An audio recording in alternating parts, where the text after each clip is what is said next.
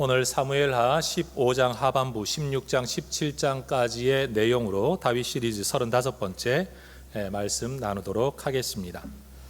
나단 선지자가 간음과 살인 교사라는 죄를 범한 다윗에게 찾아와 하나님의 심판의 말씀을 전하였습니다. 그 내용은 다윗 집안에 재앙과 칼이 떠나지 않고 다윗을 대적할 이웃이 일어나게 될 것이라는 내용이었습니다. 다윗은 자기 집안에 영원토록 떠나지 않을 칼을 들고 일어설 이웃, 백주에 자기 아내들과 동침하게 될 그 이웃이 설마 자기 아들일 줄은 꿈에도 생각지 못했을 겁니다. 그러다가 이제 아들 압살롬의 칼을 피해 도망하는 처지가 되었습니다. 그동안 만군의 하나님 여호와께서 함께 하시는 사람, 어디를 가든지 이기게 하셨던 사람, 위대한 이름으로 만들어 주시겠다는 하나님의 은혜를 누리며 승승장구하던 다윗이 참으로 처량한 신세에 이르게 되었습니다. 도망하는 다윗의 모습을 15장 30절은 그렇게 말을 하죠. 자기 손으로 자기 머리를 가리고 울면서 가는데 여러분, 맨발로 도망을 하고 있답니다. 아무리 급해도 그렇지 여러분, 어떻게 왕이 맨발로 광야길을 걷게 되었을까요? 지난주 우리는 압살롬이 자기를 위하여 병거와 말들과 호위병을 준비했다라는 이야기를 읽어보았습니다. 한번 상상해 보십시오. 압살롬은 반역자로서 말들과 병거 그리고 호위병들을 거느리고 뭔가 어디로 가고 있습니다. 다윗은 성을 빠져나와 맨발로 울며 여러분 그렇게 산길을 향해 나아가고 있습니다. 광야를 거쳐 왕궁으로 들어갔던 다윗이 이제는 왕궁에서 쫓겨나 다시 광야로 나아가고 있는 겁니다. 젊어서는 그것이 연단과 준비를 위한 광야 학교라고 말할 수 있었지만 이제는 죄로 인한 징계의 광야 감옥과 같았습니다. 그런데 본문의 이야기를 읽어가다가 보면 백향목궁에서는 죄로 치달았던 다윗이 아들에게 쫓겨 처량한 광야로 나가면서부터 여러분 그의 믿음이 새로워지고 영성이 깨어나는 모습을, 지혜로운 리더의 모습이 되살아나고 있는 것을 우리는 보게 됩니다. 저는 오늘 설교에서 다윗이 압살롬을 피해 도망해야 하는 삶의 고난 상황에서 다윗의 영성이 어떻게 깨어났는지, 두 번째 그 영성이 도망하는 과정에서 만난 사람들과의 관계에서 어떻게 표현되었는지, 세 번째 하나님은 그런 다윗에게 어떤 은혜를 베푸셨는지의 관점으로 본문의 이야기를 한번 살펴보려고 합니다. 도망하는 다윗이 광야로 가는 길에서 만난 첫 번째 사람은 이방인 군인들이었습니다. 압살롬의 칼을 피해 광야로 도망하는 다윗의 곁을 따르는 사람들은 이스라엘의 군사들이 아니라 그렛 사람, 블렛 사람, 가드 출신의 블레셋 용병들이었습니다. 그들은 토착 유대인들이 아닙니다. 또 사울 시대로부터 이어져 온 관료들도 아니었습니다. 그들은 왕을 따르는 사람들, 다시 말해 다윗 때문에 다윗을 따르게 된 다윗의 사람들이었습니다. 여러분, 지금 다윗이 칼을 피해 도망을 가고 있습니다. 내 안전을 보장받으려면 한 사람이라도 더 내 편으로 끌어들여 칼을 들고 나를 지켜주어야 내 안전이 조금이나마 보장받을 수 있는 때입니다. 그런데 다윗이 이들을 향해 무슨 말을 하는지 한번 보십시오. 15장 19절과 20절입니다. 그때에 왕이 가드 사람 이때에게 이르되 어찌하여 너도 우리와 함께 가느냐? 너는 쫓겨난 나그네이니 돌아가서 왕과 함께 내 곳에 있으라. 너는 어제 왔고 나는 정처 없이 가니 오늘 어찌 너를 우리와 함께 떠돌아다니게 하리요? 너도 돌아가고 내 동포들도 데려가라. 은혜와 진리가 너와 함께 있기를 원하노라. 다윗은 자신을 따르려는 이 가드 출신의 블레셋 용병 부대장인 이때에게 너의 동포들을 데리고 돌아가라 라고 말을 합니다. 나는 나의 죄 때문에 정한 곳 없이 떠돌아다녀야 하는 인생이 되었지만 너는 이미 블레셋을 떠나 남의 나라, 남의 민족 가운데 살아가는 이주민, 떠돌이 인생이 되었는데 또다시 나를 따라 떠돌이 인생이 될 수는 없지 않느냐. 안정된 곳으로 돌아가라. 지금까지는 네가 나를 지켜주었고 나는 왕의 권세로 너를 지켜줄 수 있었지만 이제 나는 도망하는 신세이니 너의 고향으로 돌아가든 아니면 압살롬에게 가서 그에게 돈을 받고 용병 생활을 하든 좀 더 안전한 살 길을 찾아가라고 다윗이 이야기하는 겁니다. 여러분, 지금 이 상황에서 다윗은 다른 사람들의 삶 그리고 생명, 존재, 능력을 자기 유익을 위해 이용하려 들지를 않습니다. 만약 저와 여러분이 이런 상황에 있다면 여러분, 사람 한 명이라도 더 데려가야 되지 않겠습니까? 내가 너한테 해준 게 얼만데, 너와 내가 알고 지내온 시간이 얼마인데 의리가 있어야지 라고 하면서라도 한 사람이라도 더 데려가려 했을 겁니다. 다윗은 도망하는 형편에서 자기를 지켜줄 단 한 사람의 군인이 아쉬운 판국에도 이때의 형편을 배려하고 그의 처지와 앞날을 배려하고 있습니다. 자기 욕망을 위하여 남의 아내를 빼앗고 충성된 부하를 죽게 만들었던 때와는 완전히 다른 모습으로 지금 다윗이 처신하고 있는 겁니다. 그런데 여러분이 이때라는 인물이 다윗에게 뭐라고 대답을 합니까? 15장 21절에 이때가 왕께 대답하여 이르되 여호와의 살아계심과 내 주 왕의 살아계심으로 맹세하옵나니 진실로 내 주 왕께서 어느 곳에 계시든지 사나 죽으나 종도 그곳에 있겠나이다. 여러분, 이때가 하고 있는 이 말을, 이 표현을 가만히 묵상해 보면 마치 룻기에서 남편을 잃은 며느리에게 너 이제 고향집으로 돌아가 네 살 길을 찾아라 라고 말하는 시어머니 나오미, 또 그 시어머니에 대하여 시어머니가 계시는 곳에 나도 있겠고 시어머니의 민족이 나의 민족이 되고 시어머니가 죽는 곳에서 나도 죽어 거기에 묻히겠습니다 라고 말을 했던 룻의 말과 너무나도 흡사하죠. 여러분, 우리는 룻기의 주제를 언약 관계 속에서 맺어진 자비의 행위, 삶, 헤세드라는 단어로 우리는 룻기를 설명합니다. 만약 룻과 나오미의 이러한 모습이 헤세드의 모습이었다면 이 오늘 본문에 나타난 다윗과 이때의 모습도 여러분 헤세드의 모습이라고 말을 할 수 있을 겁니다.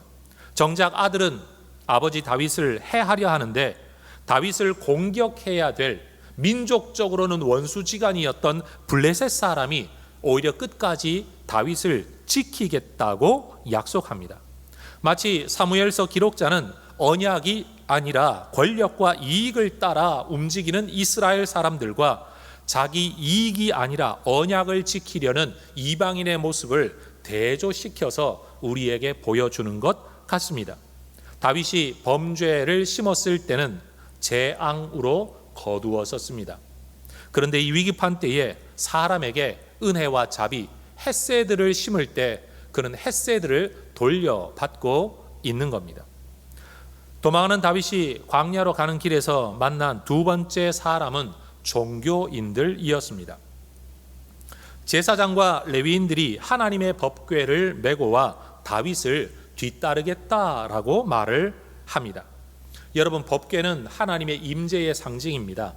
하나님이 나와 함께 하신다는 증거가 될 수 있고 하나님을 예배하려면 법궤를 중심으로 예배할 수밖에 없습니다. 이스라엘의 왕이라는 정통성을 보여줄 수 있는 여러분 그 신적 물건이 바로 법궤인 겁니다. 비록 내가 지금 맨발로 쫓겨나긴 할지라도 하나님의 택하심, 선택, 정통성이 내게 있다라는 걸 백성들에게 설득하고 훗날에라도 백성들의 마음을 내게로 끌고 오려면 법궤가 내 옆에 있는 것이 다윗에게는 유리합니다. 그런데 다윗이 뭐라고 이야기를 하죠? 15장 25절에서 왕이 사독에게 이르되 보라, 하나님의 궤를 성읍으로 도로 메어 가라. 다시 법궤를 원래 있던 곳으로 가지고 가라라고 말합니다.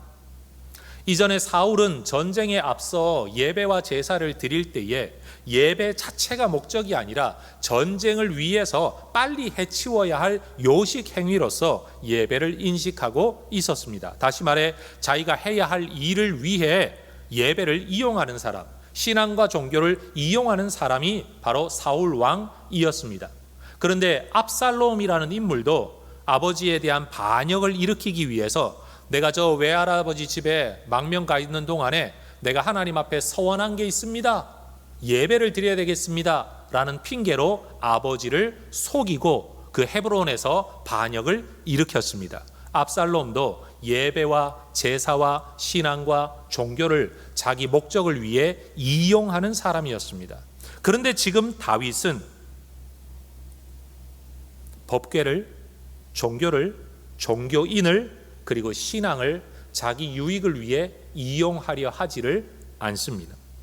하나님과의 인격적 신앙이 없었던 사람들은 법궤를 두고 마치 우리 조선시대의 무슨 왕의 상징 같은 옥새처럼 여기거나 혹은 안전을 위한 부적처럼 여기고 있었지만, 참 신앙인이었던, 비록 범죄했지만 그 믿음을 다시 일깨워가고 있는 다윗은 자신의 안위를 위해 종교를 이용하려 하지를 않습니다.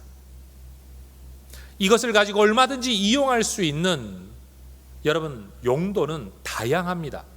그러나 다윗은 그 일을 포기합니다. 다윗은 자기 계획을 위해 법궤를 이용하는 사람이 아니라 하나님의 계획에 자기의 삶을 맡기는 삶을 선택합니다. 여러분 15장 25절과 26절을 한번 보십시오. 만일 내가 여호와 앞에서 은혜를 입게 된다면, 지금 내가 비록 하나님의 재앙, 하나님의 심판과 저주 가운데 있긴 하지만 앞으로 내가 하나님의 은혜를 입게 된다면 도로 나를 인도하셔서 내게 그 법궤와 그 계신 곳을 보이실 것이다. 그러나 만약 하나님이 말씀하시기를 내가 너를 기뻐하지 아니한다 라고 말씀하신다면 나는 내가 할 수 있는 말은 종이 여기 있사오니 선히 여기시는 대로 내게 행하시옵소서 라고 고백할 뿐이다. 여러분 다윗은 지금 두 가지 마음과 가능성을 가지고 있는 겁니다. 내가 법궤를 이용하지 않겠다. 원래 있던 대로 매어가라. 만약 하나님이 내게 은혜를 베푸시고 내게 회복의 은혜를 주신다면 내가 법궤를 있는 곳을 다시 보게 될 거다. 그런데 만약 하나님이 내가 너 기뻐하지 않는다, 이것으로 끝이다 라고 말씀하신다면 내가 뭘 더 할 수 있겠냐. 하나님 뜻대로 되는 것 외에 내가 어떻게 하나님을 이길 수 있겠느냐. 이게 지금 다윗의 고백인 겁니다. 다윗이 의지하는 것은 유대 종교 제도 또는 종교인 또는 종교적인 신적 물건들, 신물들, 우리로 따지면 성구들, 아니면 백성들의 신앙심을 이용하려 하지를 않고 그런 오직 하나님의 은혜에 의지합니다.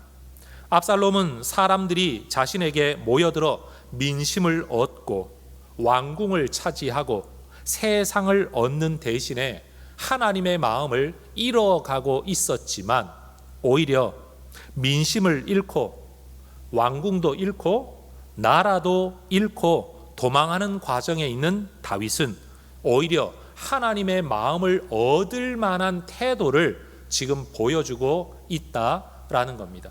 성도 여러분, 명분과 모든 것을 잃더라도 믿음은 잃어버리지 않으시기를 주의 이름으로 축원합니다. 세상의 이익을 잃는 한이 있더라도 하나님에게 대한 바른 신앙의 태도를 여러분 잃지 않으시기를 축복합니다. 압살롬처럼 모든 걸 얻어도 하나님 마음을 잃으면 그 인생 오래가지 못합니다. 지금 비록 재앙과 저주와 심판 가운데 있다고 할지라도 하나님의 마음을 얻으면 다시 일어서게 될 줄로 믿습니다. 도망하는 다윗이 광야로 가는 길에 만난 세 번째 사람은 시바라는 인물입니다. 그는 압살롬의 아들이었던 무비보셋의 재산 관리자로 다윗에 의하여 임명받은 사람입니다.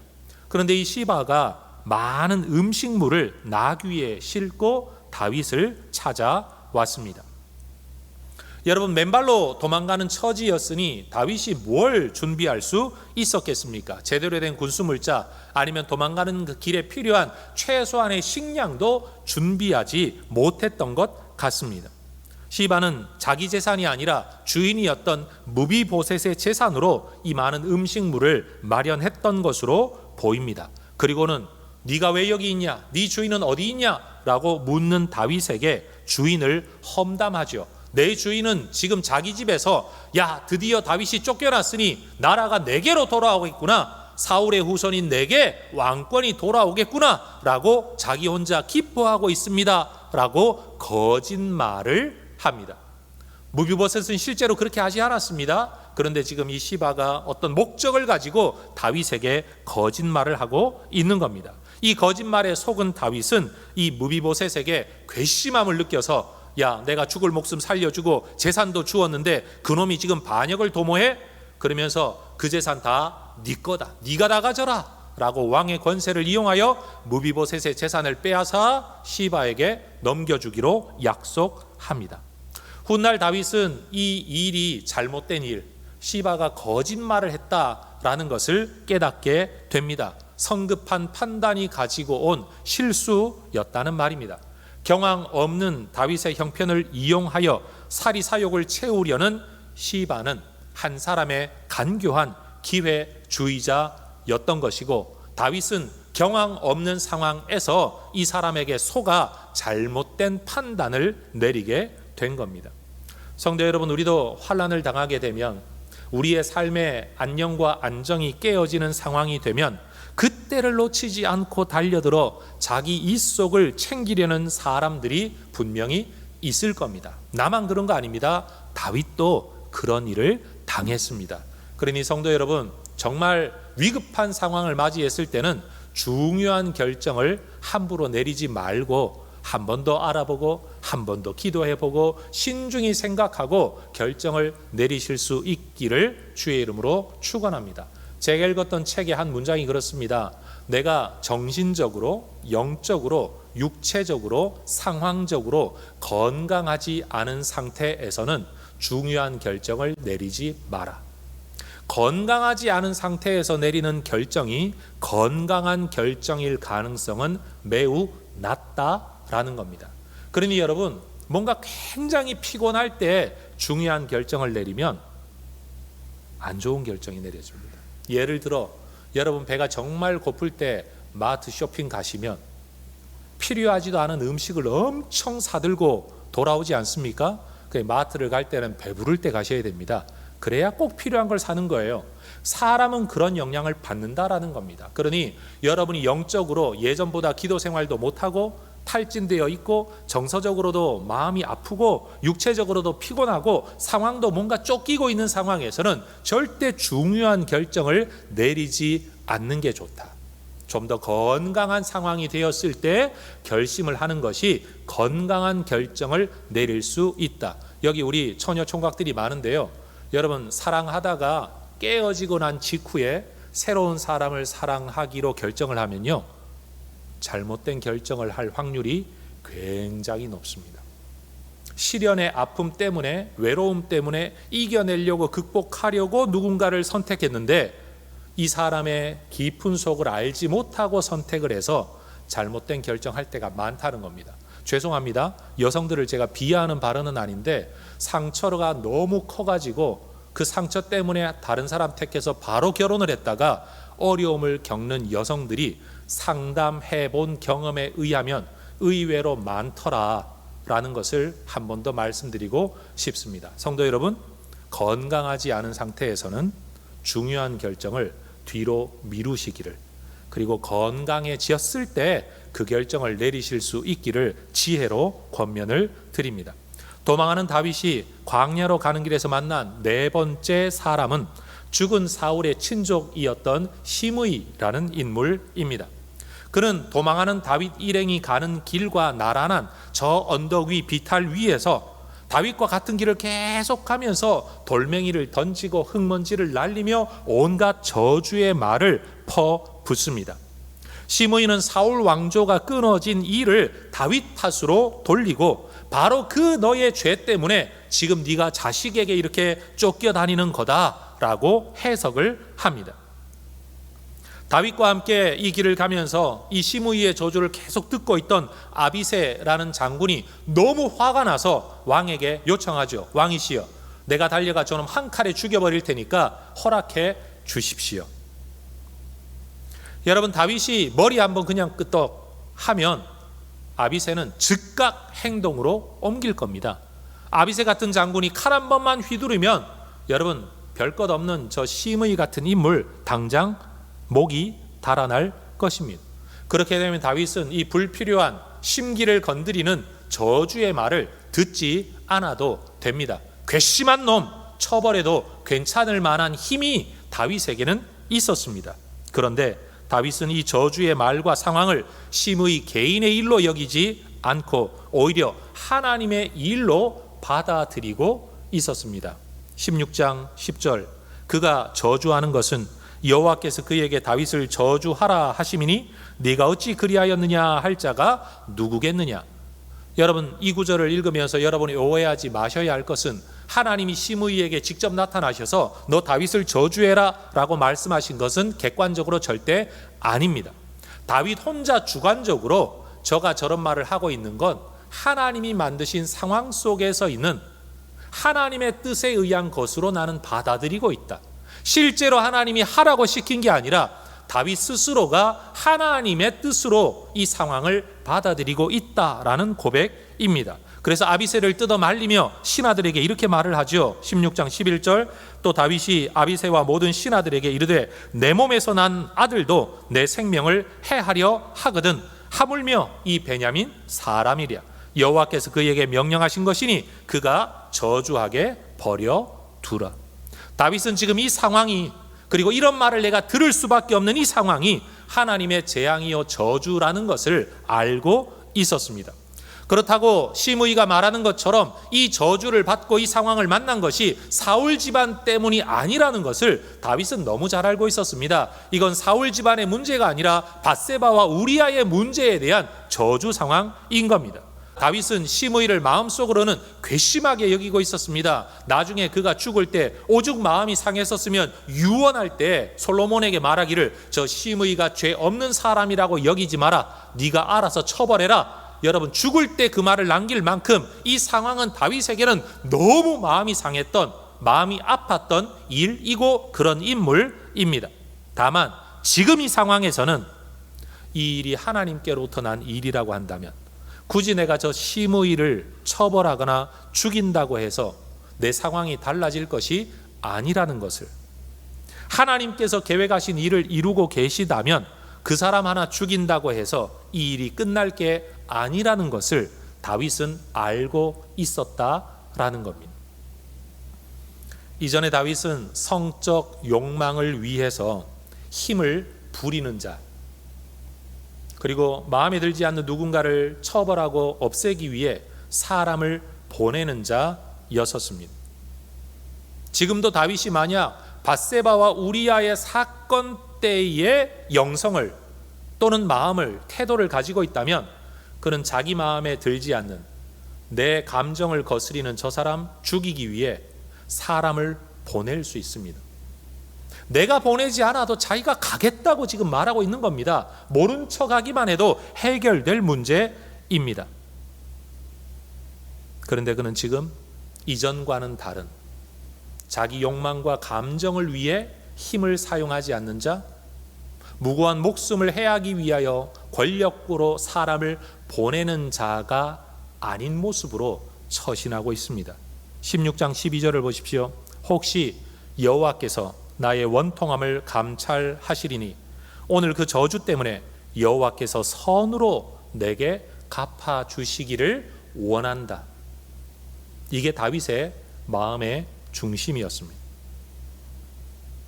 다윗은 시므이의 연이은 저주의 말을 들으면서 날아오는 돌멩이를 보면서도 흩날리는 흙먼지를 보면서도 묵묵히 도망길을 이어갑니다. 죄로 인하여 또 그로 인한 재앙 가운데 살아가는 다윗의 삶은 말 그대로 피곤한 걸음이었습니다. 16장 14절이 말씀하는 바 왕과 그와 함께 있는 백성들이 다 피곤하였다. 여러분 이건 물리적으로 보면 도망길에 피곤했다는 말이지만 지금 다윗의 삶이 피곤하다는 겁니다. 정서가 피곤한 거예요. 그의 영혼이 피곤한 겁니다. 앞날이 보이지 않는 피곤함이 있는 겁니다. 말할 수 없는 무기력함이 그들에게 있었다라는 겁니다. 죄는 다윗에게 이렇게 분하고 처량하고 부끄럽고 피곤한 삶을 불러왔습니다. 성도 여러분, 내가 죄 짓고 회개만 하면 그만이다? 그렇지 않습니다. 죄를 지으면요, 그 죄가 가지고 오는 피곤함이 있습니다. 하나님을 섬기는 자, 하나님을 경외하는 자, 독수리의 날개치며 올라감과 같은 상쾌함과 활력이 있다면, 여러분, 죄 가운데 살아가는 사람의 특징, 그것은요, 무기력함이에요. 말할 수 없는 피곤함이에요. 우리가 두려워해야 할 것은 저주의 말이 아닙니다. 오히려 그 저주를 행하실 수 있는 하나님을 우리는 두려워해야 할 것입니다. 만일 이 말, 심의의 이 말, 이 저주가 하나님의 저주라고 한다면, 저주하는 사람의 입을 틀어막고 그를 죽인다고 해서 그 저주가 없어지는 게 아닌 거죠. 반대로 주권자 하나님께서 우리에게 은혜를 베푸시기로 마음을 먹기만 하신다면, 그 사람이 무슨 말로 나를 저주한다고 할지라도 그 저주는 내 삶에 절대 일어나지 않을 거라는 것을 우리는 잘 알고 있습니다. 그러니 여러분, 사람이 하는 저주의 말을 두려워하거나 저주의 말에 감정적으로 반응할 게 아니라, 그 저주의 말을 현실로 실현시키시는 하나님에 대한 두려움과 하나님에 대한 경외심을 가지고 우리가 살아가야 될 거라는 거죠. 우리가 누군가로부터 저주와 조롱의 말을 듣게 될 때, 우리가 가진 힘으로 당장 그 사람을 응징하여 내가 가진 힘을 보여줄 수도 있을 겁니다. 그런데 여러분, 사람에게는 내가 가진 힘을 보여줄 수도 있고, 그 사람이 다시는 그 짓 못하게 만들 수 있지만, 우리가 가진 힘으로 어떻게 하나님을 움직일 수 있겠습니까? 내가 가진 힘을 보여준다고 어떻게 하나님을 이길 수 있겠느냐라는 겁니다. 그러니 우리는 하나님의 주권을 믿는 사람으로서 명백한 나의 죄와 잘못 때문이든, 아니면 애매하게 당하는 모욕 때문이든, 내가 당하는 이 고통과 어려움의 상황이 하나님의 주권 없이는, 허락 없이는 내 삶에 일어나지 않는다라는 사실을 먼저 떠올리고, 상황에 반응하거나 사람에 반응하기에 앞서 하나님께 먼저 반응할 수 있기를 주의 이름으로 축복합니다. 여러분, 나를 욕하는 그 사람만 보면, 내가 어려움을 겪고 있는 이 상황만 보면, 여러분, 우리는 이 문제를 벗어나기 위해, 이 문제를 해결하기 위해 뭐라도 할 수 있겠지만, 이 상황 배후에 계신 우리 하나님의 섭리를 생각해 보면, 혹시 이 상황이 내 영성을 일깨우시려는, 나를 인도하시려는 하나님의 섭리일 수도 있지 않을까라는 조심스러운 태도로 이 상황을 맞이해야 할 겁니다. 그러니 그런 상황을 맞이하면 그 상황에서 벗어나려고 하는 것, 이 문제를 해결하려고 달려들기 이전에 이 문제 앞에서 내 태도가 하나님 앞에 바른가, 하나님이 기뻐하실 만한 모습인가를 먼저 생각하는 지혜가 있어야 될 것입니다. 저는 이것을 믿음이라고 이야기하는 것이고, 그래서 날마다 믿음은 태도입니다 라고 여러분에게 설교하고 있는 거죠. 얼토당토하는 저주를 들으면서도 우리 하나님께서 기뻐하실 만한 모습으로 반응하고 있는 다윗, 그리고 그는 마음속에 어떤 믿음을 가졌냐? 이 억울한 저주 때문에 오히려 하나님은 내게 은혜를 베푸실 것이다. 여러분, 그런 재앙 가운데 도망하는 처량함 속에서도 하나님에 대한 소망을 믿음의 태도로 지켜가고 있었다라는 겁니다. 도망하는 다윗이 광야로 가는 길에서 만난 다섯 번째 사람은 마하나임이라는 지역의 유지였던 바르실레라는 사람입니다. 다윗 일행이 강을 건너 이전에 다윗이 좀 은혜를 베풀어 주었던 마하나임 땅, 그것을 피신처로 삼아 이르렀을 때에 바르실레를 비롯한 그 지역의 유지들이 상당한 군수 물자를 가지고 다윗 일행을 맞이합니다. 바르실레만 있는 게 아니라 여러 사람이었어요. 근데 그들이 가지고 온 게 뭐냐? 17장 28절 이하를 보면 침상을 가지고 왔다. 그렇죠, 여러분. 맨발로 도망 나온 다윗이, 여러분, 도망가는 길이 하루로 끝나는 게 아니잖아요. 뭐 어디에서 잠을 잘 거냐? 잠잘 곳도 마련되지 않은 그들을 위하여 침상을 가지고 왔대요. 대야를 가지고 왔대요. 질그릇, 밀, 보리, 밀가루, 볶은 곡식, 콩, 팥, 볶은 녹두, 꿀, 버터, 양, 치즈와 같은 여러분 삶을 위한 다양한 물자들을 가지고 그들을 맞이한 겁니다.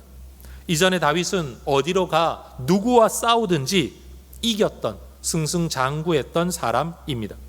그런 다윗이 자기도 모르는 사이에 내 힘과 내 권력으로 얻지 못할 게 뭐 있나? 내가 원하면 다 이룰 수 있다라고 생각하다가 남의 아내까지 빼앗고 남의 목숨까지 빼앗는 죄를 짓고 말았습니다.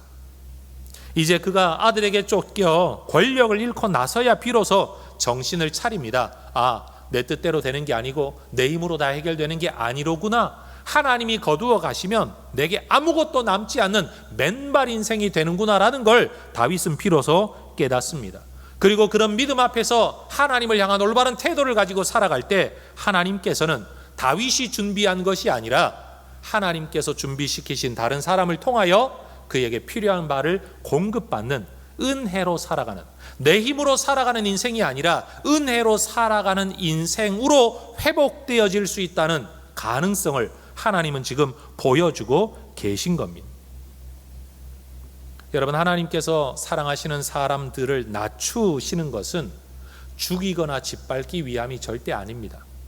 하나님이 내가 괴로움 당하는 것을 보고 기뻐하고 즐거워하고 즐기시려고 동물 학대하는 어떤 악한 사람들처럼 우리를 학대하시는 것이 절대 아닙니다. 우리가 빨리 깨닫고 죄의 길을 벗어나 믿음의 길, 의의 길을 가기를, 하나님의 은혜가 임할 수 없는 저주의 길이 아니라 하나님의 은혜가 임할 수 있는 은혜의 길을 가기를 원하셔서 하나님은 우리를 징계하신다는 겁니다. 사랑하는 아버지가 사랑하는 아들을 어찌 징계하지 않겠느냐? 여러분, 하나님은 다윗을 버리신 게 아닙니다. 다윗을 살리시고 회복시키시려고 이 광야 길을 가게 만드신 겁니다. 오늘 본문을 보면 다윗은 몇 가지 아주 두드러진 남다른 모습을 우리에게 보여줍니다. 아들의 칼에 쫓겨 맨발로 울며 도망치는 이 처량한 형편에서도 한 사람의 군인이 아쉬운 그때에도 너의 고향으로 너의 안전을 위하여 돌아가라 라고 하는 이 말, 결코 쉬운 말이 아니죠. 하나님의 임재의 징표인 법궤를 메고 따르려는 종교인들에게 내가 법궤가 있는 곳으로 가야지, 법궤가 내가 있는 곳으로 올 게 아니다, 질서가 그게 아니다, 선후가 그게 아니다, 돌아가라 라는 말, 여러분 결코 쉬운 말이 아닙니다. 한 주먹감도 안 되는 비루한 인물로부터 심기를 건드리는, 영린을 건드리는 저주의 말을 들으면서도 내버려 둬라. 내게 칼이 있고 힘이 있고 군사가 있는데도, 그것을 얼마든지 해결할 수 있는 문제인데도 해결하지 말고 내버려 둬라 라고 말하는 거, 이거 결코 쉬운 일이 아니죠. 다윗은요, 광야로 들어가면서 죄성이 아니라 영성이 깨어나고 죄성으로 살지 아니하고 영성으로 살아가고 있습니다. 이런 모습을 두고 보면 다윗의 삶에 찾아온, 재앙으로 찾아온 광야의 삶이 단순히 고통만 있었다라고 말할 수는 없을 것 같습니다. 다윗은 그 상황에서 더 악한 죄로 나아갈 수도 있었습니다. 그에게는 그런 선택권이 있었고 그런 자유가 있었습니다. 그러나 다윗은 죄로 말미암은 재앙 상황에서 더 큰 죄로 나아가지 아니하고 죄로 말미암은 재앙 상황에서 믿음을 돌이키고, 여러분 영성을 돌이키고 태도를 바로잡음으로써 하나님께서 기뻐하시고 하나님이 긍휼히 여기실 모습을 오히려 회복해 나가고 있었습니다. 재앙과 고통과 억울함과 처량함이 다윗 내면의 영성을 일깨우는 계기가 될 수 있었다고 한다면, 오늘 우리 삶에 찾아오는 고통과 억울함 속에서도 우리는 죄성으로 반응할 수도 있겠지만 하나님 기뻐하시는 태도, 영성으로 반응하여 오히려 우리의 믿음이 드러나게 되고 하나님께 인정받게 되고, 세상 표현 그대로 하면 하나님께 점수를 딸 수 있는 기회가 바로 광야였다는 사실이에요. 우리 자신과 교회가 긴급하게 기도할 수밖에 없는 상황은 어쩌면 우리의 영성을 일깨우시려는 하나님의 은혜일 수도 있습니다. 여러분, 목회자인 저도요, 일상적으로 교회가 특별한 문제가 없으면 평상적인 기도만 합니다. 그럼 일상의 기도를 하면 일상의 은혜가 있어요. 그런데 비상적 문제가 찾아오면 저도 긴급한 기도, 비상적 기도를 하게 됩니다. 다시 말하면 문제가 와야 이전보다 좀 더 기도한다는 거예요. 놀라운 건요, 비상적 기도를 하면 비상적 응답이 있습니다. 하나님의 은혜예요. 평안한 왕궁, 저에게 말씀을 적용하여 평안한 백향목궁이 다윗의 범죄의 자리일 수 있었던 것처럼 평안한 목회의 환경이 어쩌면 제 마음이 엉뚱한 대로 돌아서게 만드는 이유가 될 수도 있겠지요. 그런데 때로는요, 저와 여러분의 삶에 안정이 깨어지고 안녕이 깨어지고 평안이 깨어지고 위기가 찾아오고 왜 하나님 나에게? 라고 말할 수 있는 그 상황 때문에 누군가는 죄성으로 더 치달을 수도 있지만 누군가는 오히려 옛 은혜를 회복하고 옛 영성을 회복하고 이전에 누리지 못했던 믿음의 단계, 하나님과의 만남의 자리에까지도 들어갈 수 있다라는 것을 우리가 안다면, 여러분, 이 광야, 아들에게 쫓긴 재앙의 상황이 다윗에게는 재앙이 아니라 은혜의 자리가 되었다는 사실입니다. 혹시 지금 예배를 드리고 있는 우리 성도님들 가운데 말할 수 없는 어려움, 광야 같은 고통이 지금 여러분 앞에 와 있어서 여러분이 정말 맨발로 울며 그 길을 걸어가고 있다고 한다면, 여러분, 그 자리에서 언제 끝날지는 우리가 결정을 못해요. 그 자리에서 만나는 사람, 만나는 상황마다 이기려 들지 말고, 복수하려 들지 말고, 문제를 해결하려 들지 말고 하나님 앞에서 바른 태도, 하나님 나 바르게 반응할래요? 하나님 기뻐하시는 모습으로 반응할래요? 하나님 앞에 보여드리면 오늘 듣는 이 저주로 말미암아 하나님이 내게 선으로 갚으시리라. 여러분, 이런 일이 여러분에게 이루어질 줄로 믿습니다. 하나님의 재앙마저도 전화위복되게 하는 것은 전적으로 하나님의 주권이고 하나님의 은혜이겠지만, 그 하나님의 주권과 은혜가 누구에게 나타나느냐? 바른 믿음의 태도를 가진 사람에게 나타난다는 사실입니다. 여러분, 우리가 어떤 삶의 형편, 고통을 만나더라도 오늘 다윗이 했던 그 말들, 돌아가라, 돌아가라, 내버려 둬라 라고 말하며 하나님을 움직이려 하는 사람이 아니라 나를 움직여 하나님께로 나아가려고 하는 믿음의 선한 길 걷고 회복되시는 성도 여러분들 되시기를 주의 이름으로 축원합니다. 기도하겠습니다.